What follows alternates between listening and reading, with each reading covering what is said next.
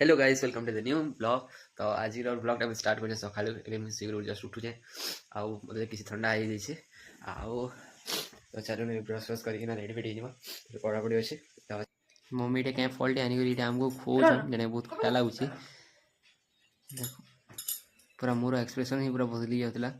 देखो एक्सप्रेशन ही रखा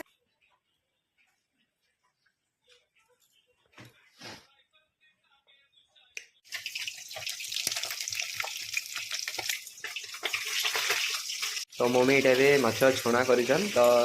टेस्ट कर जस्ट ये आनी से तो चलो ने बेटी टेस्ट कर देखमा केनता আছে तो चलो ने देखमा हम डिनर काना बना है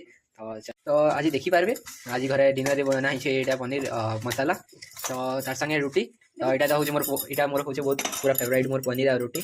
तो आज का मोर फेवरेट घरे तैयार है मोर फेवरेट रोटी और पनीर आसीला